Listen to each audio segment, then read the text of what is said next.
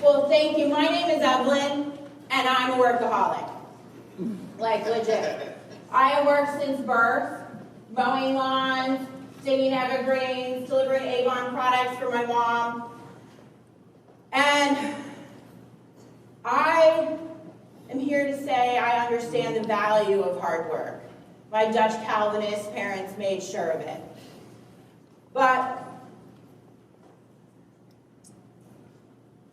on my 14th birthday, my mom took me to McDonald's to get a job, right? And that has impacted my mentality, my identity in so many, many ways. I only work when I'm awake. That's my rule. And I don't say this lightly. I think all of us as Midwesterners, and possibly beyond, we need to reevaluate our relationship to work. We need to think about how it impacts us having our health care, our retirement, our time off, our respectable humanity tied to our job status.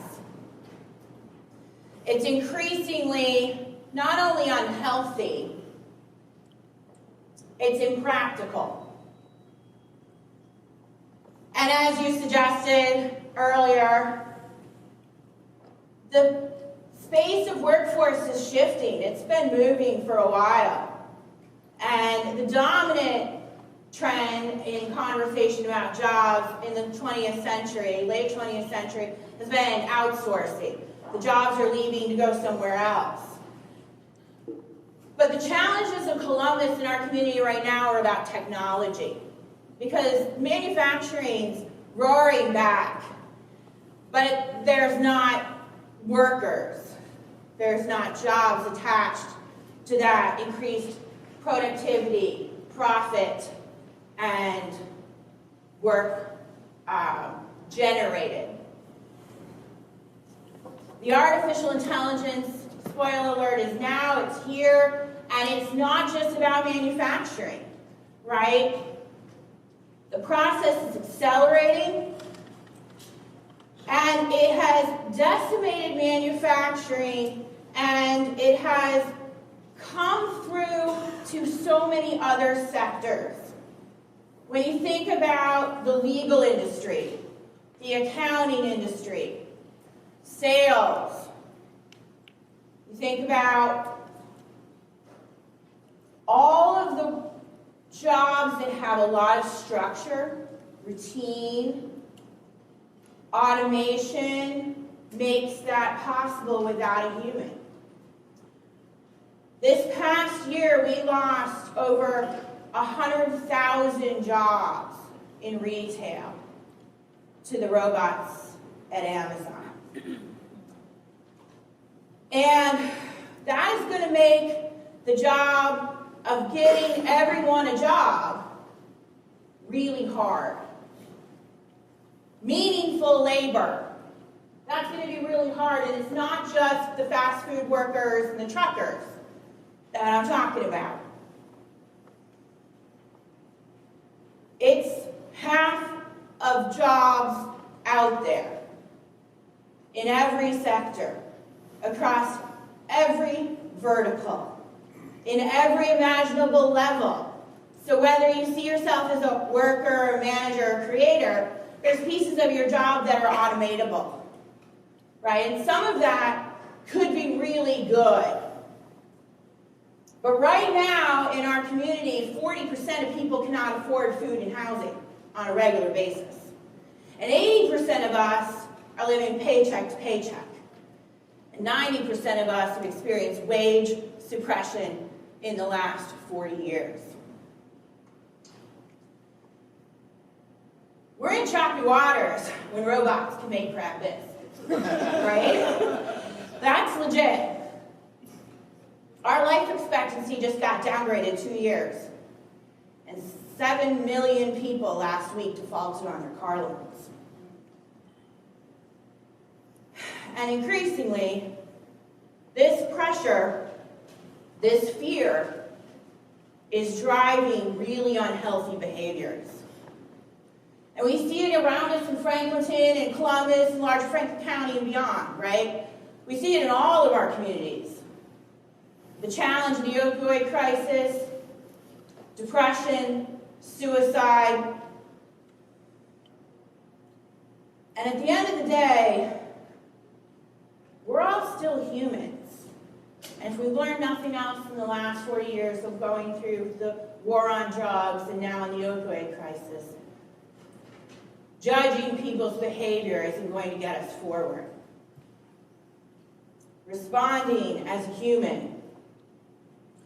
Thinking new ways about how we organize our social and economic structures is something we have to take very seriously and be quite pragmatic. Things that we may not have thought about in the past, but that we need to seriously consider as we move forward in the future of work. Things like universal basic income, shortened work weeks, flexible and remote options, and maker spaces like this today. Those solutions are potentially enough to move us forward, because I'm a great believer in education. It's my background, it's my passion, but we cannot retrain our way out of this crisis. The pace of technology is moving too fast, and the reality is you don't learn well when you're afraid and you can't pay your mortgage and you can't feed your kids. And let's not be too optimistic about the ability for a trucker or a retail worker or someone who has worked in fast food service to, in a month or two, what is it going to take to become the cloud architect or, the COO? Those are the roles that we have open as the workforce collapses around us. We need more than education, and we need more than a pipeline of education to industry. It is not enough to just train people to go into slotted projects or programs, and they're not widgets, they're humans. And we need to think about how to leverage technology to free humanity and not send us into some kind of dystopic future. So as you think about yourselves and the community around us, and you think about Columbus and who we are as a community, right? We're 700 miles from everything. Logistics and trucking are a great piece of what we are. Education and banking and lots of industry, but we're a community of collaborators, and we're a community that legitimately we know each other, right? 3 degrees of separation, possibly 1.5 if you're a musician or an artist. This decimation of jobs or revolution or opportunity impacts all of us, and it's not just for somebody else. It's not something we can push away and say, oh, that's another community, that's another space. Not my job, not my problem. Because when it impacts one industry, it ripples through all the others, right? We've seen that with housing, banking crisis. We're about to see it with the student debt crisis that's moving. So I want us to think about ways to protect our democracy, our humanity, and the vitality of our community in Columbus. And I invite us to think about how we as citizens, each one of us, can do that. Because humanity is not equal drudgery, right? It's not just about backbreaking labor, sitting at a desk all day, performing work, or some fealty to money, which in the end of the day does not give us the same joy and emotional fulfillment as connecting with neighbors, building on projects that are meaningful, healing ourselves and others.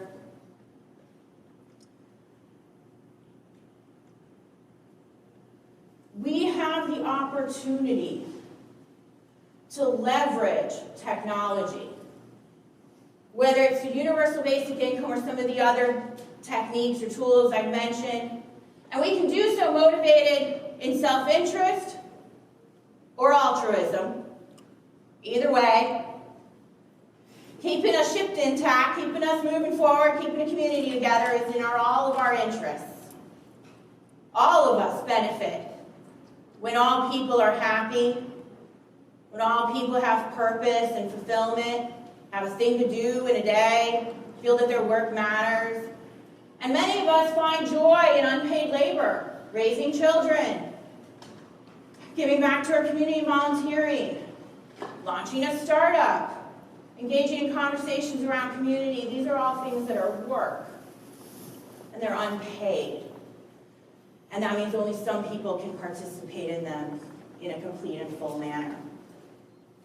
So I invite you, whether you see yourself as a worker, a manager, or a creator, to really examine your relationship to work, examine your expectations of other people, what makes them human, their job or who they are, and how they live their values, how they treat people. No matter who you are or who you think you are, or your relationship to your job or your work or any of that, however you identify, as a community, this is our challenge. We must confront economics if we hope to see democracy survive. And so as you engage in conversations tonight and moving forward in other spaces in which you walk through and have access, think about the benefits of universal Wi-Fi and free public transit and universal basic income, healthcare, childcare, and the various things that we can do as humans to lift people, all people, to the cultural hierarchy above work. Because when we do, all people are free to pursue life, liberty, and happiness. Thank you so much.